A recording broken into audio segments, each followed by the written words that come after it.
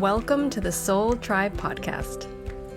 The Soul Tribe Podcast was created to help you navigate through the world of spirituality, wellness, and self-development in an easy, grounded, and relatable way. We break down everything from the Akashic Records, manifesting, spirituality, and so much more. We want to help expand your boundaries and bring the spiritual world to you in a fun and easy way. Get ready to be inspired with tips, tools, and easy to digest information. Let's do this. Hey guys, welcome back to another episode of the Soul Tribe Podcast. Today we are going to speak about spiritual awakenings. Actually, you know what, Lorena, though? I wanted to say something that I was thinking about this week. I was like, oh, we should talk about this on the podcast for like a mini second. It's like Halloween's coming up. So wait, so this episode comes out. Did Halloween already pass? Oh, no. Yeah. Halloween. Yeah. It'll be the 1st of November this episode comes out. And Halloween's the 31st? Or the 30th? 31st. Yeah, it's the last day of October, right? So this comes off after Halloween. Man. Maybe we should publish this on Sunday. Whatever you want. Instead of Monday. All right, we'll see what we do. If you're listening to this on Sunday, we did it. If you're listening to it on Monday, we didn't. Anyways, what I wanted to say was, like, I remember, so we grew up most of our time when we were young in the States, where it was like trick-or-treating and costumes, and it was all fun and stuff, right? And then when we went back to Uruguay, when we were 14, 15, or 16, I think I was 15, you were 16. When we got back to Uruguay, that's when we had our grandma back in our life more, right? And Halloween came along, and it's a bit different in Uruguay because you don't do the trick-or-treating thing. But also, we had our psychic grandma hanging around. She's like, ooh, Halloween's coming. Prepare yourselves. And I'm thinking, what is she talking about? Like, she wants to go trick-or-treating or something? And she was like, no, it's like the most important energy day to protect yourself. Mm-hmm. And she's like, that's the day that people will harness. Most of the people that are harnessing or want to do things that are negative, they will use that day to send you whatever it is they want to send you, right? So that's the day. I forgot about that, yeah. I don't. Every year when it's about to be Halloween, grandma's like, stay in the house. Like, everything you're not supposed to, like, everything we did in Halloween, you're not supposed to do. Like, stay in your house. Put the protective bubble around you, turn on all the candles, sage that thing down, the whole house, sage everyone in the house down, and don't let anything get to you just for a whole day. It's like you're in spiritual lockdown. Yeah. Right? Yeah, I totally forgot about that. Oh my gosh. Now, I didn't have my spiritual awakening then yet. So I was like, oh, she's so annoying.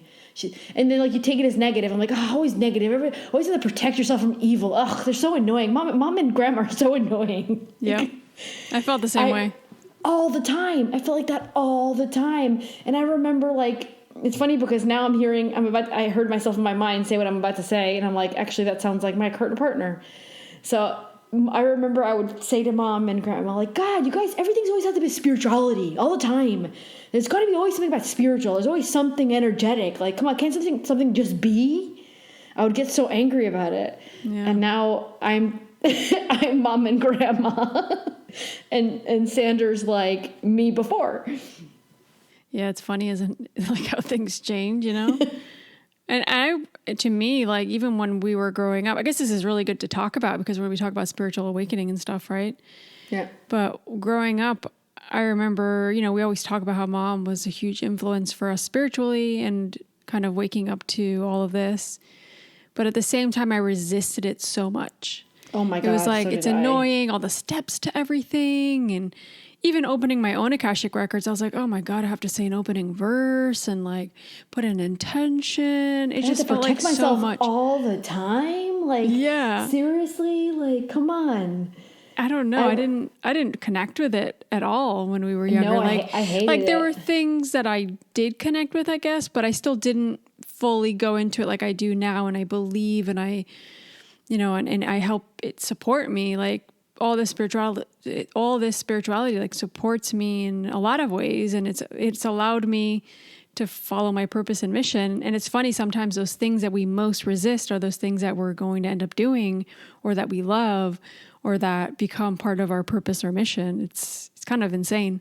I did Akashic Records level 2 because I was like, I just really want to see what it's like. And then I'm like, I don't want to deal with everybody's junk. I remember you saying that. Yeah, I'm like, I can't barely deal with my own stuff. How am I going to deal with everybody else's stuff? It's going to drive me crazy. And then I ended up doing it. And then I did level 3 just because I was like, okay, well, I did level 1 and 2. I might as well learn level 3, but I'm never going to teach. Like, no way, I'm never going to teach. Yeah. And then Mom's like, yeah, but maybe one day. No, I'm never going to teach. So I was so like not on board. I didn't feel the teaching thing wasn't that I wasn't on board with teaching. It was that I didn't feel like I had anything to teach. But I wasn't there yet. I felt the same way too. Like for so long, I was like, even when I'd post stuff on social media, or I tried to start a blog so many times, I was just like, what am I going to talk about? There's never anything, self-love and stuff was a thing, but I didn't even know how I was going to get there. So what was I going to talk about? Just how crappy I felt? Like, you know what I mean? Like, is that kind of like imposter syndrome in a way? Syndrome? I don't know if it's imposter syndrome. It's just I didn't connect with anything. It's like when you love doing something, when it becomes a part of you and how you live, you can easily talk about it. You're excited to talk about it. It's something that you love. And if you don't connect with something, sometimes that can be difficult, right? So finding your passion.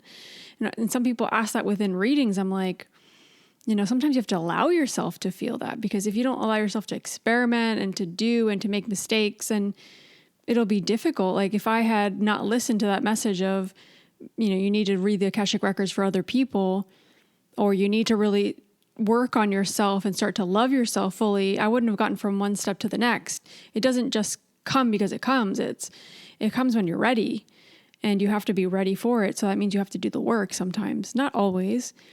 But I do feel like the awakenings are so different for everybody. And we're talking about spiritual awakenings, of course. There's different kinds of awakenings, I suppose.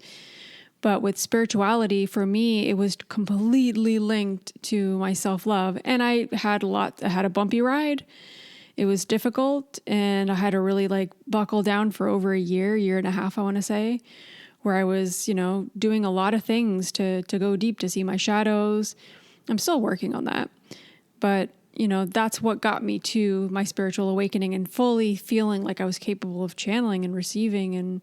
And I always felt like I needed to help others. I just wasn't sure how that was going to look. And it came to me, and I was like, wow.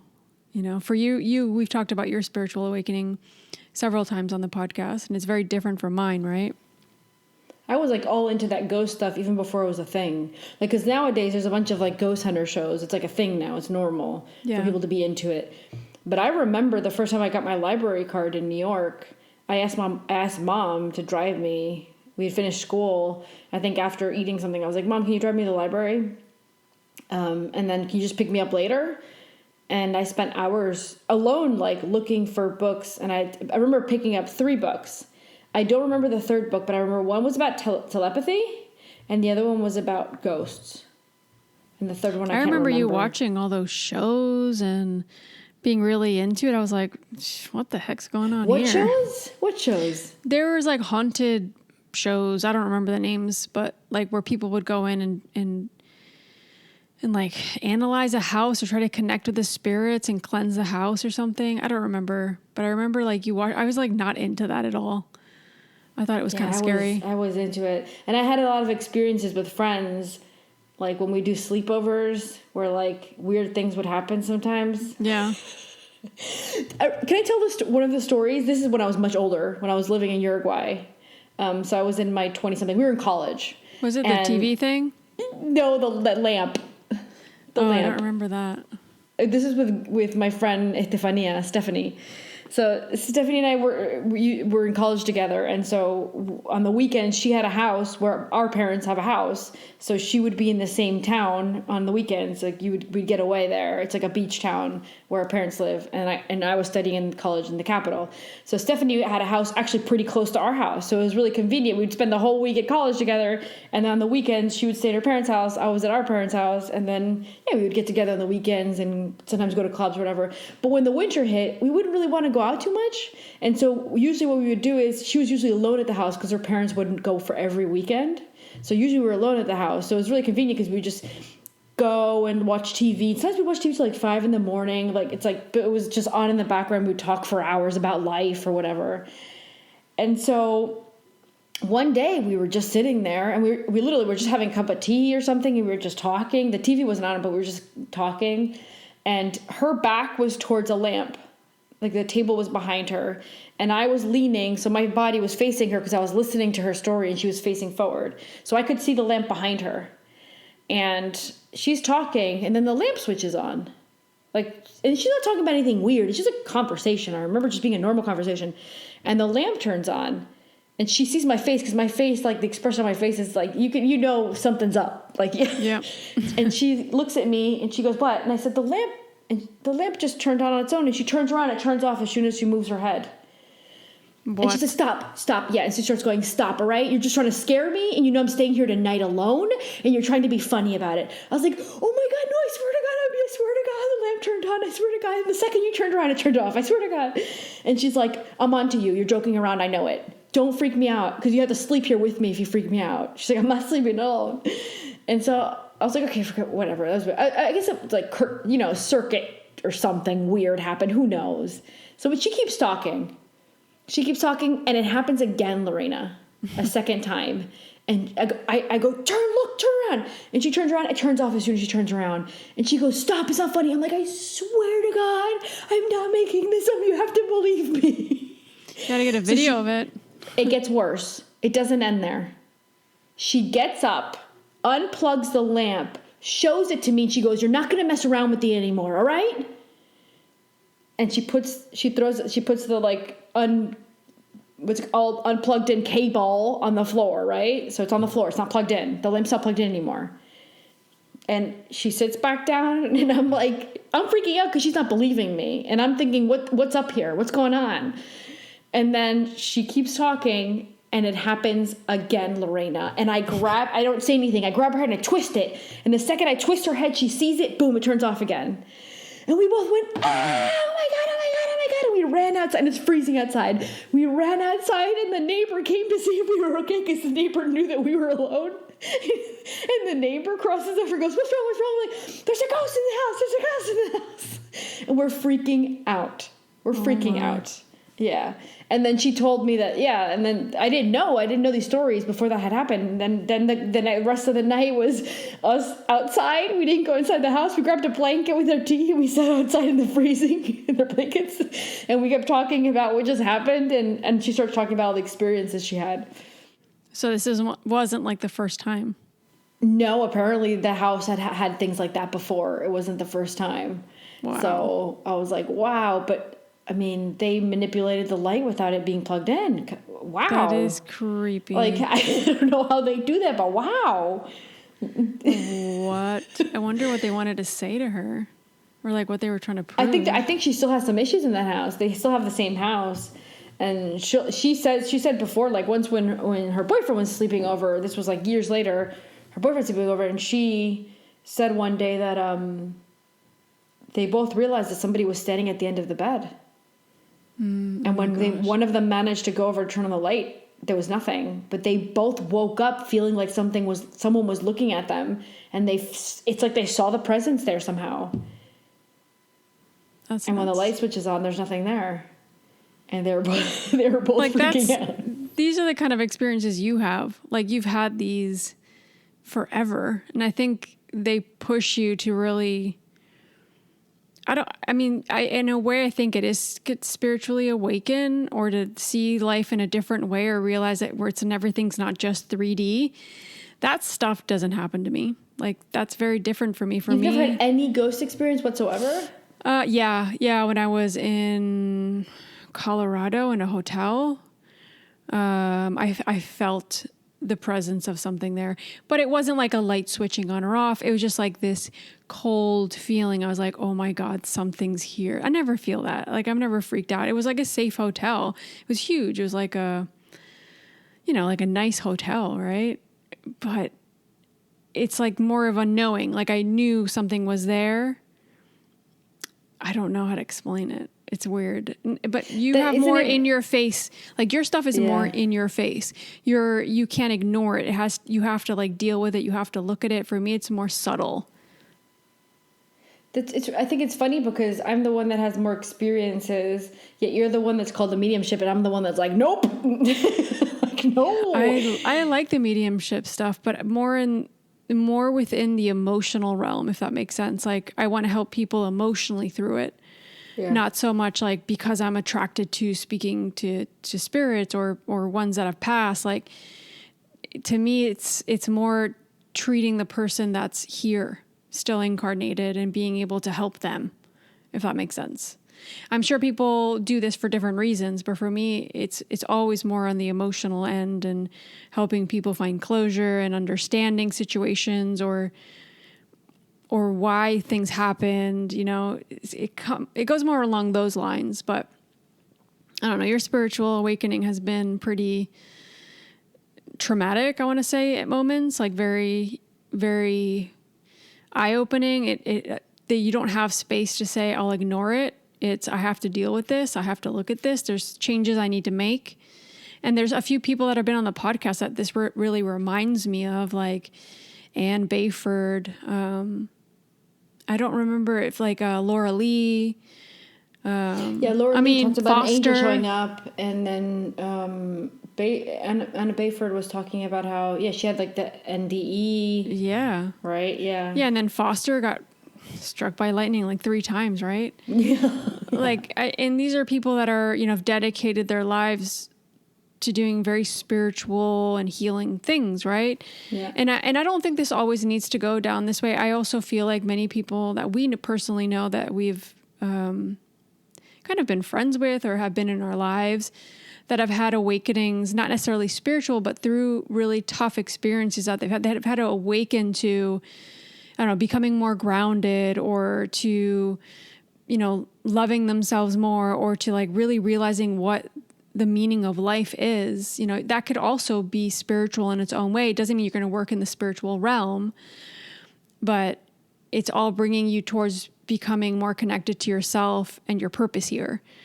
And this could look very different for everybody. And we kind of thought with this episode, we talk a little bit about that because I don't know, many people get examples like maybe Laura Lee or Foster or Anne. And it's like, it doesn't have to be that dramatic. For me, it wasn't. It was more, situations that happened that made me realize, oh, really, I really don't love myself. I really do need to work on this. And this is what's holding me back from a lot of things. And through that, I was able to start trusting myself and realizing that actually I am here to do something bigger. And I always knew I was here to do something big, but I wasn't sure what it was. And to me now that has been discovered, right? But we're 2 great examples of how different it can look. And we've talked about this many times, but I think, knowing that it can be different and realize you have to be very kind of grounded in your experience and be very connected to what you're going through and how you're feeling and realize that maybe you've already gotten like different wake up calls. Maybe you've had those aha moments. That download that I got to become an Akashic Records reader for others, that was to me a download, but also like an aha moment. Like, oh my God, this is it. Like I need to do this. I didn't even hesitate. Within a couple of weeks, I was already reading people. So it can be very abrupt or it can be progressive. It can come forward in different ways. You know what I mean? Yeah. Did you ever have that dream when you were young where like you could fly? Do you ever have that dream? Do you remember having that dream? No, what? I've always falling. Like I always had that dream of like falling and you wake up, like stuff like that. Yeah. No, oh my God, the flying dream was one of my favorite ever, and I would have it almost every night for like years. It happened to me, And it's like I would come out of the room and I would fly out of the room and I would start flying around. And then I started reading a book. Wait, where is it? I have it here. Okay, yeah. The Secret of the Soul. So it's like a follow-up book. The author is William Dolman. The Secret of the Soul, William, what is it? Bowman. Oh, Bowman. I don't know why I wrote it as a D, it's a B. And so his first book is Adventures Beyond the Body. So it's about his experience trying to like astral project, like come out of your body. Mm-hmm. And this book is the sequel where he starts talking about other people's experiences they wrote in, and he categorizes them like the soul leaving because of this or that, or so it's really cool to hear other people's story because people that write in, so it's real people mailing him, you know, that stuff. So it gets interesting. But at one point in the book, they talk about that flying thing. A lot of children have it, and that it's actually them leaving their soul leaving, and they're just astral projecting around. They're just going and experiencing around. And I remember. It's funny because it was so real to me when I was young in my dreams, but I guess I wasn't dreaming, right? Now I kind of know. But at the time for me, it was dreaming. I never wanted to wake up. I wanted to go back to sleep because I couldn't wait to go fly again. And I remember I had to hold my breath and go, and it would like bloat me up. Suppose, you know, I would control myself to a point where I could like let go of my breath and I could keep myself there. And it was just like almost like swimming. Yeah, kind of like that. It was kind of like swimming. Like I could move my arms and then extend them out and I could go faster or things like that. And then many, many years later when I was living in Mexico and I learned to scuba dive because I was trying to get the certification for my job at the time at the aquarium, the dolphinarium. I went to do my scuba training and she said, if you get it more, if you're hitting the ground too much because you have weights on to get like yourself to the place where you need to stay on the bottom, right? But also if you get more oxygen and you go up a little bit, and it was so natural, Lorena. I remembered immediately in my dreams, and she's like, "Oh, you're doing really good for the first time. Like you're really controlling." And I was like, and it would go up, and then to go down, right? And I was like, "This is just like my dream. This is amazing. I love scuba diving." Well, not scuba diving. It's called diving. Yeah, diving. And I automatically remembered it. And the feeling of diving felt like that feeling of flying, like you were weightless and it was just controlling the breath. And I remember that. That's cool. I never got it again. Only when I was young. I don't remember ever. I mean, I don't really remember my dreams a lot anyway, unless I have trouble with that. So I don't really count on my dreams. I remember you buying a dream book when we were younger and everything. But yeah. Let's maybe talk a little bit about, you know, what people can do to be more aware of, because I think like what I find, at least the issue that a lot of people find, it's they might be getting signs or they might be in this transition of awakening, but they're not, I don't know, maybe it's that they're not present or they're not listening or they're not realizing what's happening. And maybe we can ask the Akashic Records, because we have both of us have our Akashic Records open, of, you know, what do we need to do or what energy do we need to be in order to be able to follow those signs or those messages? So many times we don't have to go through that very abrupt and aggressive wake-up call. Like, how can we listen to ourselves and trust what we need to do? Because what I find is that most people that have had those and this isn't for everybody, of course. Some people need to go through that very crazy situation. But some of us, if we don't listen to it, it'll keep happening over and over and over again until we listen.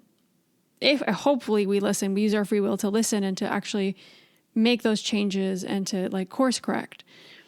But maybe we can ask, like, what can we do to listen to that or to pay attention to those signs? Well, the first thing that they're talking to me about is knowing yourself really well is actually the first stage to any acceptance of an awakening and opening up to that. Because if I don't know myself truly, I cannot spot those external wake-up calls or the external circumstances that are leading me down a certain path. So like the one thing, like if I had to say, do this right now, it's really know yourself really well. Like what triggers me? What makes me happy? What am I excited about? What do I dream about? What do I hate? What bothers me the most? What's my biggest fear? What's my biggest projection for the future? Like, know everything about yourself. And some of those things that you think are about yourself are about other people, actually, or about safety. Sometimes it's like, oh, I project about this. Oh, but actually, I don't really want that. That's just a projection of safety. Yeah. And if I got that, I actually wouldn't be happy. So knowing all these things about yourself is really important.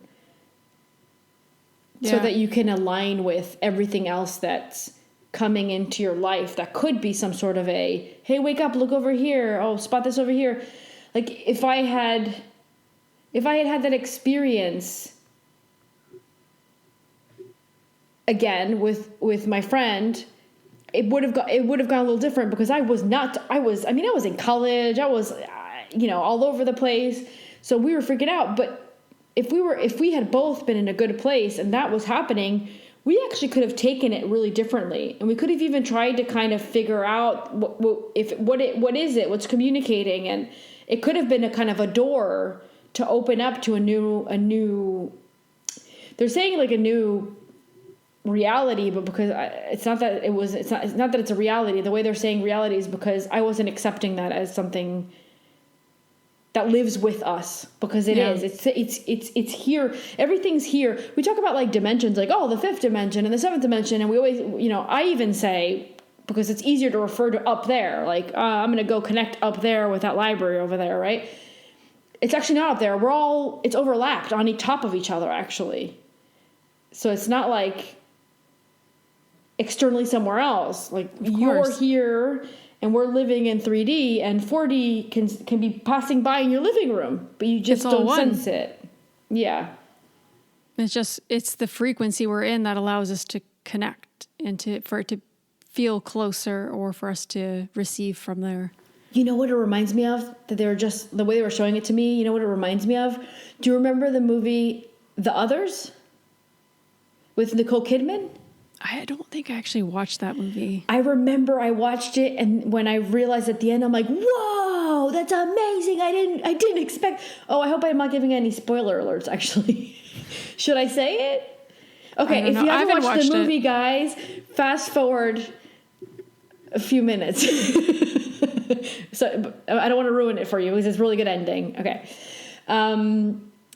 Basically what happens is Nicole Kidman is holding a seance with they're supposedly these kids. Oh my God, I'm getting confused who's who. So basically the people that thought that there was a ghost in the house were the ghost. Oh, okay.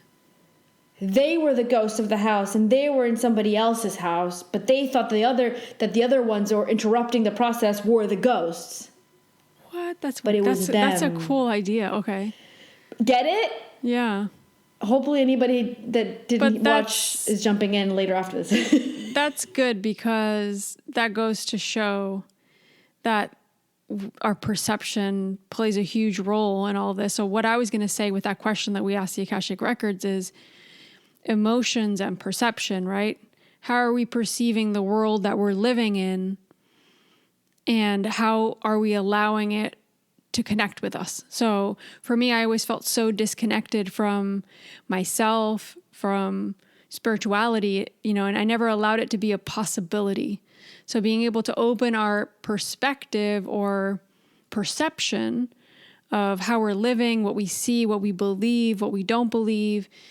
And I'm not saying that you have to believe in something that you don't believe, but it's open to the possibilities, allowing things to flow in a different way, or to understand things from a different perspective outside of the Akashic Records, of course. That's the beauty of the Akashic Records, and what we always say, when you're connected, there's no judgment. It's just things are what they are. And then the other aspect that I was kind of getting is the emotional side of it, right? It's the more that we're emotionally in tune with ourselves and who we are, and work through our own shadows, the more likely we are to listen to signs, and the more likely we are to kind of follow through with whatever that sign is presenting itself, because many times a sign might not make sense, right? Like, how do we connect, for example, use Foster as an example. How do you connect this getting hit by lightning with becoming a shaman or going down this very spiritual path? You know, that could look different for people. I don't know exactly how that worked for him, but to me, that could bring awareness. It can bring, you know, for a lot of people, it's that near-death experience, or that like feeling of, I'm not, like, what am I doing here? You question your existence and what you're here to do in this incarnation. So I think those extreme cases are for people to really question themselves, but you have to be very emotionally connected to yourself. And like you said, ask yourself those questions, like, why is this happening? And be able to like take a step back and see it from all angles and realize, oh, this isn't just a coincidence. Like, this is here to tell me something. Is it for me to start looking at life differently? And being able to have that introspective energy is always important within, you know, spirituality or any awakening, I think. Otherwise, you're just going to brush things off. You're not going to really look at them or realize that they're there for your higher good, right? Yeah. Yeah, and I think it's important to, if you're centered, you're going to be open to whatever new things can be shown to you. Maybe things that you never even considered, you know? It's like, and I think sometimes there's a difference between spiritual awakening and signs, right? Yeah. So those are two different things. So sometimes the universe is talking to you. It's not a spiritual awakening. It's them. It's either the universe, or I'm saying them because it might be your spiritual team, but it's like sometimes it's the universe or your spiritual team just trying to make you feel better. Like, hey, like a pat on the back. And what I can think of, my own example of that is, I remember I went to Portugal and I was alone. And I remember I was walking down the street at some point, and I was like, what am I doing? Why am I here? Should I even be here? Like, I feel like I don't know. I felt like I was messing up a little bit. Like, I was like, I don't think maybe I should be here. It just feels, I was questioning myself a lot. And I remember thinking, man, I wish that I could just feel better so that I could just enjoy. Like, when am I going to be able to come here alone and just enjoy? I was walking, there was really good weather. It was Lisbon. I was walking down the street. I remember I was like looking for a place to find something nice to eat. And I remember thinking to myself, if only emotionally I felt better about having decided to be here, then I could actually enjoy it. I couldn't. My mind was going too much for me to even enjoy, even though everything around me was perfect. And I finished having that thought, and I'm walking down the street, and I looked to the left. And at the time, I was studying to be a pilot. So like everything, my life, everything was about piloting, like flying. I was obsessed with studying all day. You know, when I wasn't working, I was trying to see when I could go get some more hours in to fly. So I'm walking down, and I look to the left, and I see a big sign on painted on like a wall of a building. It says Lucia Pilot. It was in Spanish, like it was Lucia Piloto, which is, yeah, Lucia Pilot in Spanish, right? And I went, what the? Are you serious? Like, right, but I was like, thinking, you're welcome here. You're here for a reason. Yeah. We're accepting you. You accept us. Just enjoy the moment. And that's when I went, okay, I'm going to let go.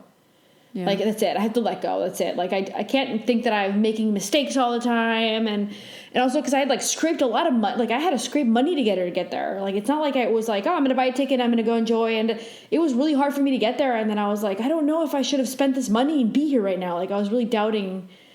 Right. And, the funny thing is, I went to the hotel, and so I booked it, and I wanted to pay before I got there, but the hotel, the system, that wasn't letting me pay. It only let me book, so apparently I had to pay when I checked out. And so when I went to check out, I was expecting to pay, and they said, "Oh no, everything's good." I thought, "Oh, okay." I guess they ended up somehow charging it. I thought on my card. I was like, "Okay."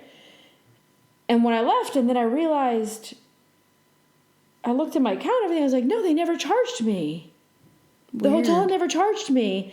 And I was like, wow, the Lisbon really took care of me. Like, because I was really short. I was like, wow, they kind of gave me a place to stay. I don't know what happened with their system. I left thinking I had paid. I was like, okay, they must have somehow managed to charge it before I checked in then. Because I was trying to. And they were saying, no, you pay when you check out, right? Yeah. So all those things were like a sign of saying, no, like, be nice to yourself. Give yourself these opportunities, these experiences. It's okay, right? Yeah, and trust.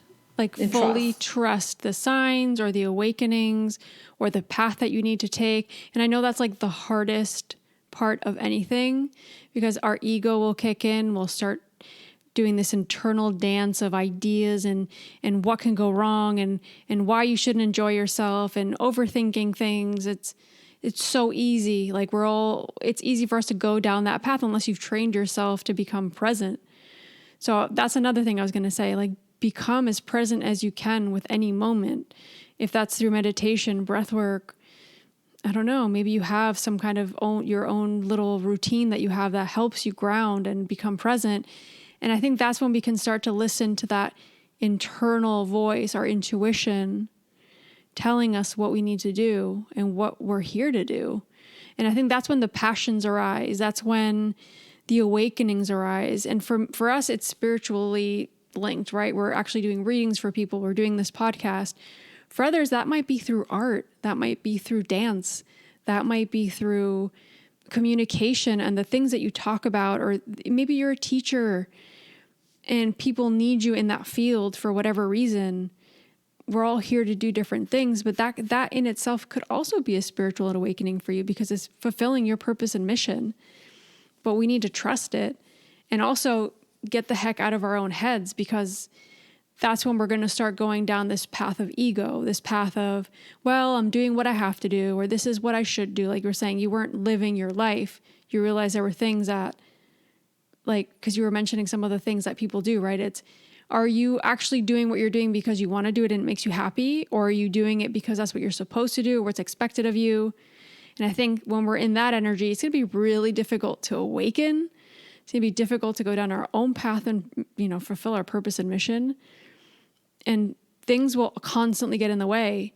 And if you're meant to do something, I feel like the universe will keep kind of like hammering that in, and somehow, and it's going to become repetitive. It's going to become a struggle until you say, wait, what's going on here? And if you have that internal dialogue, if you have that internal awareness, if you're grounded, if you're present, and you trust the messages you're getting, then you can be like, all right, okay, something's going on here. I need to figure this out. I'm not sure what it is right now, but I'm going to become more present, and I'm going to start to listen, because some things, I need to listen to something. I need to change something. Something's not working for me right now.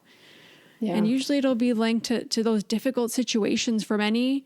And for others, it could just be this aha moment you have, and you listen to it, and it's great, Yeah, not being present will not only affect, obviously, your spiritual path, it will affect this lifetime totally and completely.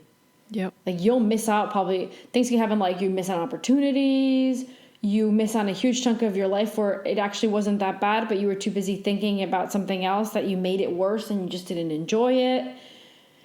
You could have missed, you could have missed having different people in your life, because if you had been present, maybe that door could have opened, but maybe you closed it by not being present. Like, there's so many things that can happen to you negatively from not being present. Especially now. If you ask me, and I'm not a neuroscientist or whatever, but if you ask me from a spiritual place, what I consider to be depression, I think it's a lack of being able to be fully present and just, I'm here right now. Everything's okay. Like, I think for me, depression is, I have to go to work on Monday. I have to go pay the bills at the end of the month. Or, it's about thinking about those things that are no longer aligned with you, because, who wants to, I'm pretty sure most souls, maybe there is a soul or two that have like, I'm going to go and experience what it is like to have a job. Maybe that could be. But I think the grand majority of souls are here to experience life, and our lives mostly have turned into having to do something so that we can sustain ourselves. Yeah. Right? I do feel like for some people, it will be having, like, quote unquote, a normal, ordinary job, teacher, policeman, or doctor. I think for some people that is their experience here, and they'll enjoy it. They'll love it. Some people might not enjoy it, but that's part of their hardship, that they need to learn something through it and maybe do something else. Like my acupuncturist back home, he's, to me, like a great example of that. He went through medical school. He was a general practitioner for years until one day he's like, this isn't working. I don't like what I'm doing. And then he went down a completely different route and studied acupuncture and like alternative medicine. And that's what he does. And he's so busy. He doesn't have enough hours in his day. And people turned to him like, it's because he listened to that inside of him and said, you know, what I've done isn't in vain because it's helping me with what I'm doing next, right? It's like, it's not that you failed. It's that brought you to what you need to be doing. And we have to look at it in those terms. I think if we have that mindset also of it's not failing or succeeding, is what I'm doing right now possibly getting me closer to where I need to be, then great. And have that mindset. Our mindset's so important too, apart from the presence, right? I do agree that both are kind of like equal in that sense. Yeah. I think we find it really hard to like listen like that, what he did. I think most of us find it really hard to just listen and not go, but how am I going to do that? Or why am I going to leave what I have to do that? Like, this is stability over here. Why would I leave for that? That's unstable. And I don't know what's going to happen with that. That's our human mind kicking in, right? That's the thing that we always talk about, like the pillow talk. Like, what is it that you tell yourself that you're going to do when you're laying in that comfy, nice little place, your heart's kind of semi-awake, but you're falling asleep and you're dreaming of, oh, I would love to do this one day. Sometimes you might not even know what that is, but you have like a feeling attached to it, right? How do you want to feel? If this is just for those people that don't have a passion or don't know where they're going or don't know what they want to do.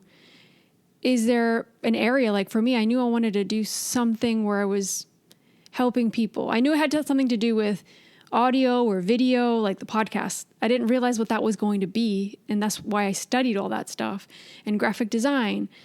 But I didn't realize it was going to be down the spiritual path. If you guys know all the stuff I've studied, like it's crazy. I've done 100 things from marketing to, I don't know, like shipping and like commerce and photography and film. Like there's so many things, right?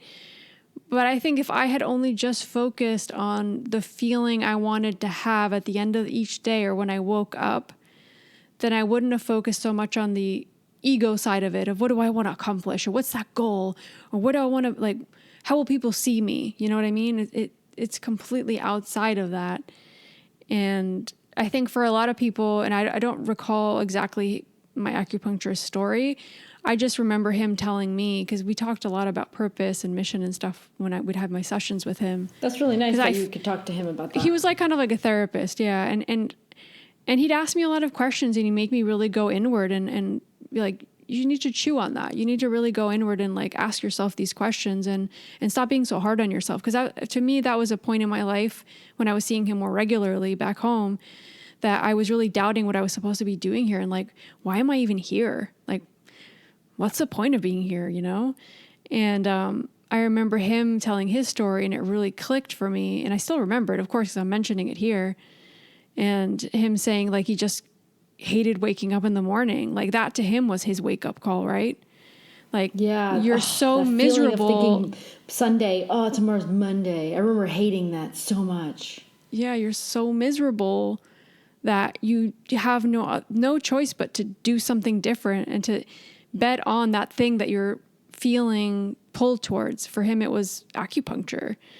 And I'm sure he had gotten acupuncture from other people or something that he was already doing or getting done on him. And he realized, well, why don't I do that? You know, it can come even through a situation like that of being so fed up with what you're doing now. Well, you have to be in that situation so you can get to your purpose, mission, to that spiritual awakening. I think whatever. Sometimes there's something that we go into by mistake. We think it's by mistake, and then somehow we loop back to it.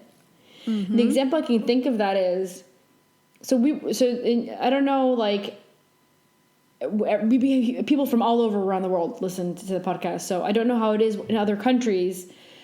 But where we were, basically it was when you got to fourth grade. In fifth grade, you had to pick law. So the last 2 years of high school, Yes.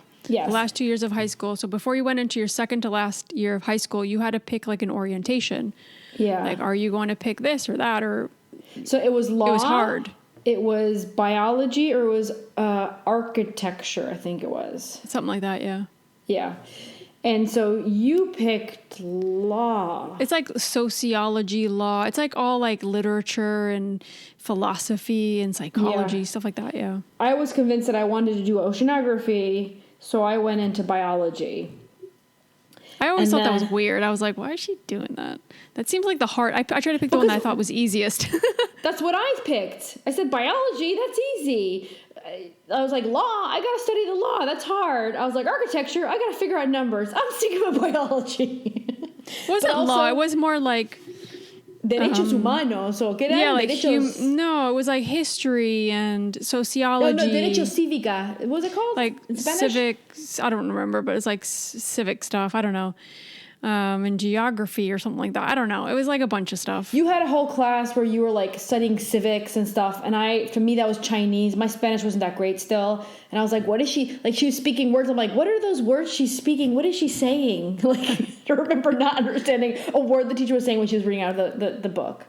So civic or whatever class. Anyways, so I picked biology because I thought I wanted to do oceanography because I was thinking about maybe the animal and mammal thing that I was really interested in. And then if you do biology, then it divides into two. Agriculture, or you go down medicine. And I said, medicine, not my thing. No way, man. Like, you had to study the body. I thought it was boring. And like, yeah, no. And I was like, I'm going to do agriculture. I hear it's easy as well. I'm going to do that one. And it was the nicest. I never had so much fun in school and the older ages till I did agriculture, the branch agriculture. And I remember we had philosophy class, which I was pretty good at. I was like, I'm good, but I got this. Like Aristotle's and all this stuff. I loved philosophy. Yeah. I loved philosophy. It was great. And then we had a botanic class. And that's the first time in my life I realized, wow, botanic is actually kind of cool. Like we would learn to recognize plants from their leaves. And then like they would say, okay, for this weekend's homework, like go out and find a leaf from blah, blah plant. And then we would come back, everyone, and we would like see who got the right leaves or whatever. And where did you find it? And what kind of habitat does it live in? And where did you find it? The side of the road? And then we would just study all of that. And then like obviously the cellular components and things like that. But and we had a really cool teacher. I remember she was super cool, and we were always laughing with her in class. And it was only 5 people. It was only 5 of us in the class. That was our whole agriculture class. Nobody wanted agriculture. And my thesis was on climate change. Wow. Yeah, my thesis was on climate change and levels of water going up in like 20 or 30 years or whatever. Well, you weren't so far off because if you look at the things that you are interested in today, they're all linked to that. Like you love. That's what I'm saying. Plants today and everything. I started writing about. Well, I love plants and I like growing. I'm trying to grow my own vegetables and what we have here, but I recently started. Like downloading, but also looking into doing a herbalism class for our Udemy platform. Oh, cool. Yeah. So I started getting into that more. I said, okay, I'm gonna put a lot of what I know, and I'm gonna add more stuff to that, and then also I want to see what the Akashic Records add to it. And I got into it today again. I'm like, I should have never stopped. Yeah. That like I should have kept going, but yeah, I was a rebel, and then whatever, you know what happens. You get into college and. Yeah, and you went down more the design route. So I ended up going down the design route, yeah. Yeah, we both kind of went into arty things, which I think goes to kind of show how that's also very, to me, connected to spirituality in so many ways. The artistic realm can really help like get us in this flow state and help ground us and help make us more present so that you can be more open to being spiritually connected. For most people, at least. Yeah. It's funny, but I think, the first thing I'd say is like, don't compare yourself to anybody. Just what you can do to make sure you go down this path of awakening spiritually or whatever. We're focusing on spirituality, but this could mean different things for different people. Like really go and like connect those emotions and those feelings. Like when you do certain things, how does that feel? And are there repetitive things going on that you can put more focus on, take a step back and say, okay, why is this happening? Do I want this to continue to happen? And is this trying to tell me something? This is the beauty of having your, like, being able to open your Akashic records, and you can ask these questions. And of course you can get a reading from somebody else, but we need to work on finding those answers ourselves. Like we always say, empowering yourself to be able to be your own guide, to be able to like connect with your own information. And ultimately our intuition will never stray with our intuition. It will always guide us in the right direction. And it's not this linear path, you know, like healing nor spiritual awakenings aren't, many times they're not meant to be this straight, peaceful line, like this straight, like perfect line. There's ups and downs, and we go outside of the lines for a little bit, and then we get back on track. And it's all there to teach us something. Like we talked about in the previous episode, right? About the lessons and about how those are helping us, you know, these struggles and these relationships and all of these things that are happening are helping us to become more awakened, to become more aligned with our path. And part of that is a struggle. Like we need to struggle sometimes.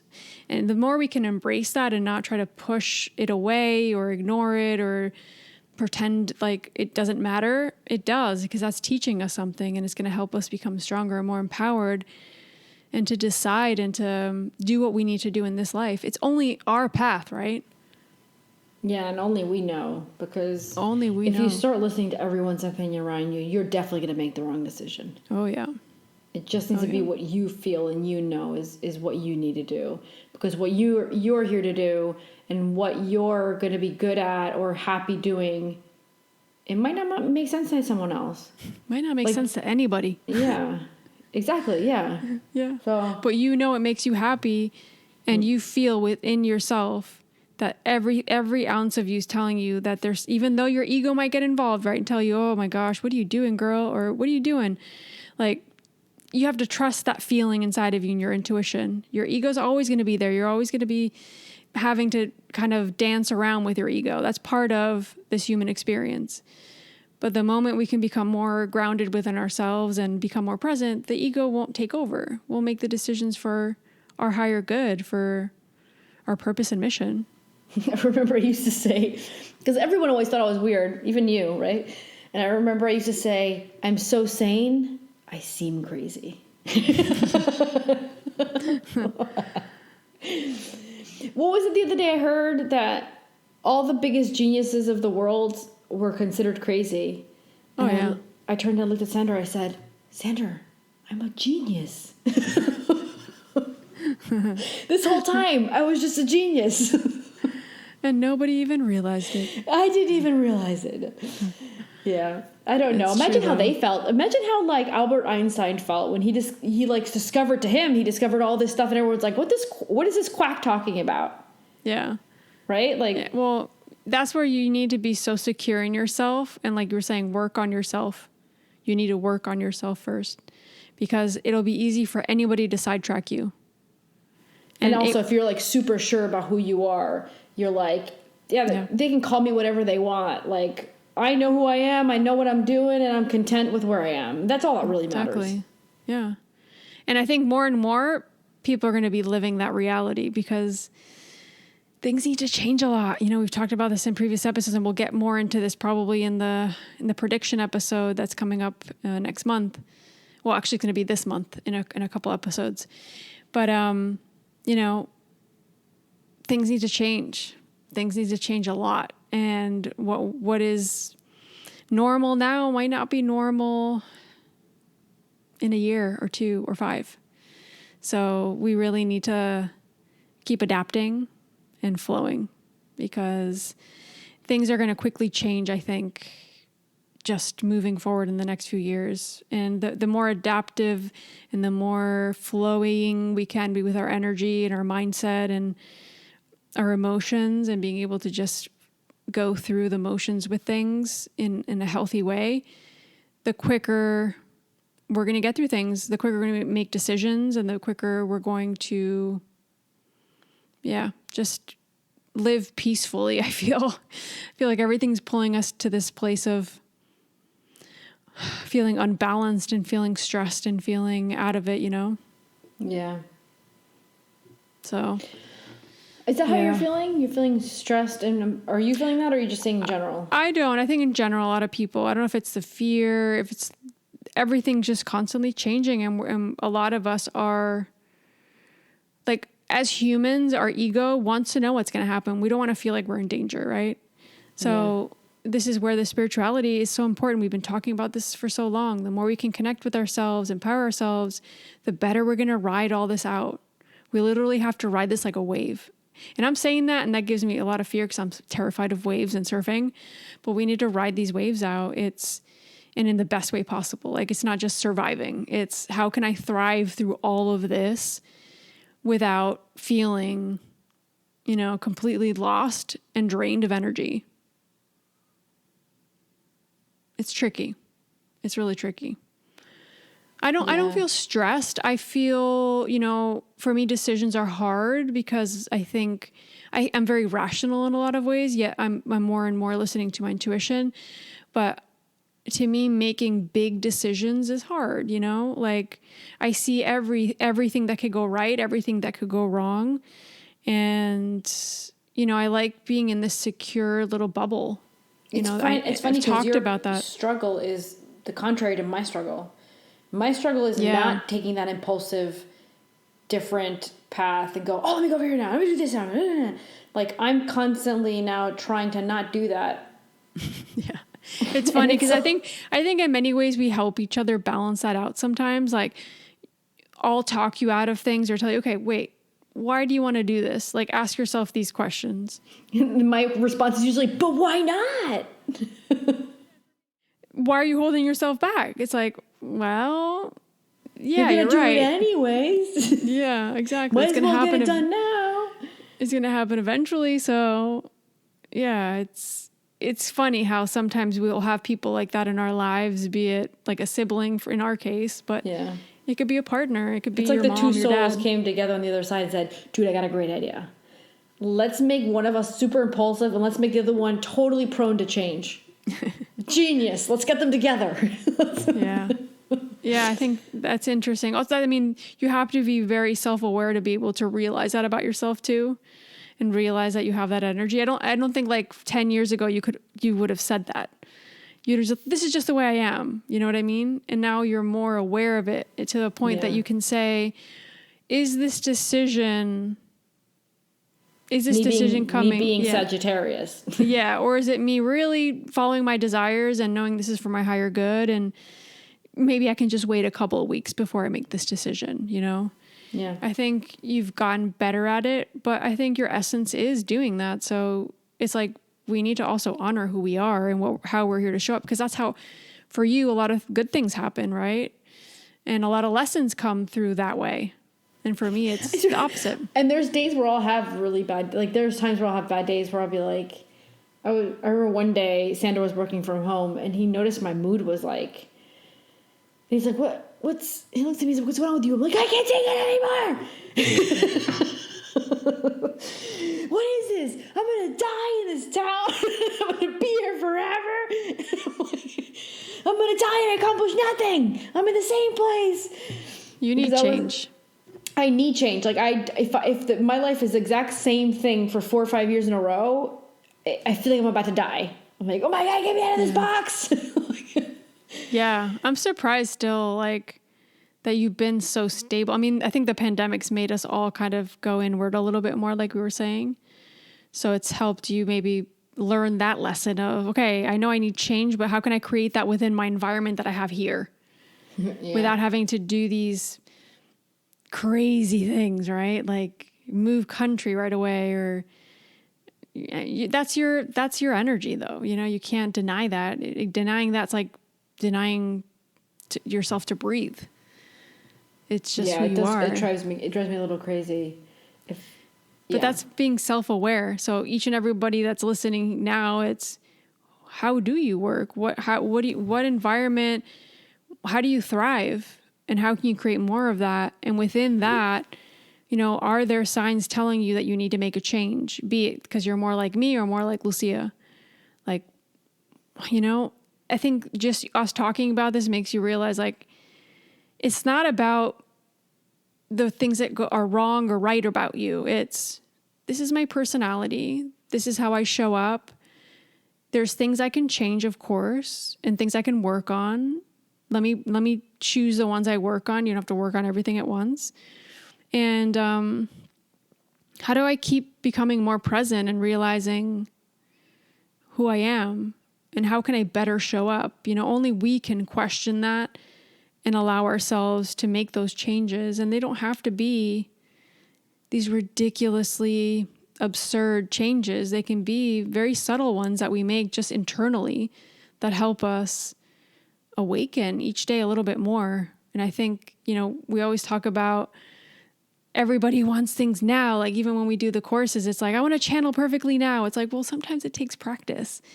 And I think a lot of us are in that energy. Everything's immediate now. We're used to like clicking on a button, having something delivered the next day, right? And it's like, not everything works that way. And also we're supposed to, that's something that's supposed to change. We're supposed to become, exactly. It's not that we're supposed to live a more limited life. That's not the perspective. The perspective is we're supposed to, people talk about like they want more peace or they want to feel more centered. Like with that comes a different everyone pace. Taking their time around you, right? Yeah. Even the delivery man. Even expectations need to be changed, and the way we move needs to be changed, and the way we deal with our work and how our activities, how we eat. What's helped me a lot calm down in that way about like maybe being too anxious or wanting things too fast?